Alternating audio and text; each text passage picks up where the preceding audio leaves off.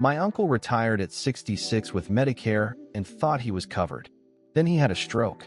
What he discovered next wiped out 30 years of savings. He did everything right. He signed up for Medicare Part A and Part B on time. He had his Social Security dialed in. He had a small IRA. He thought he was set. The stroke happened on a Tuesday in March. He was in the hospital for 9 days, then transferred to a skilled nursing facility for rehabilitation. The hospital bill, covered by Medicare Part A after a $1,632 deductible. He paid it without complaint. The skilled nursing facility, covered by Medicare, but only for the first 20 days. Days 21 through 100 have a copay of $204 per day. He was there for 47 days. That's $5,508 in copays just for days 21 to 47. Not the full bill, just his share of a Medicare-covered stay. Then came the outpatient therapy Medicare wanted him to have 3 times a week. Part B covers 80%. He pays 20%, with no cap. Then came the prescription drugs he now needed, hitting what Medicare calls the donut hole, the coverage gap, where he suddenly owed 25% of drug costs instead of the usual copay. 1 year after the stroke, he had spent just under $40,000 out of pocket on Medicare, the insurance he'd paid into his entire working life. What my uncle didn't have, and what most people signing up for Medicare don't know they need, is a Medigap policy, also called Medicare Supplement Insurance. Medigap is private insurance that covers the gaps Medicare leaves open: deductibles, copays, coinsurance, and in some plans, foreign travel emergencies.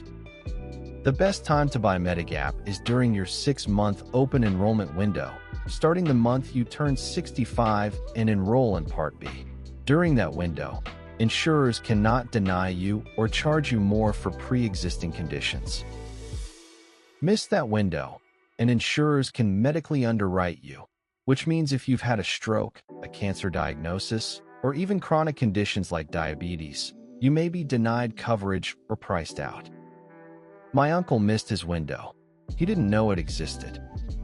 By the time he tried to get Medigap after the stroke, every insurer he contacted either denied him outright or quoted premiums he couldn't afford.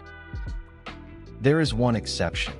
If you lose employer coverage or move out of a Medicare Advantage plan service area, you get a guaranteed issue right, a second window, regardless of health status.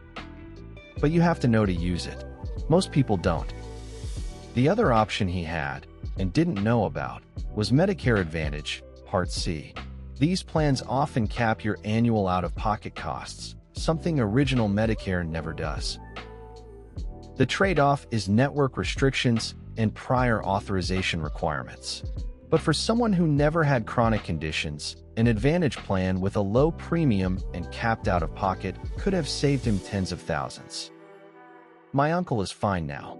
He recovered, but he lives more carefully than he planned to, because the retirement he saved for went to medical bills instead.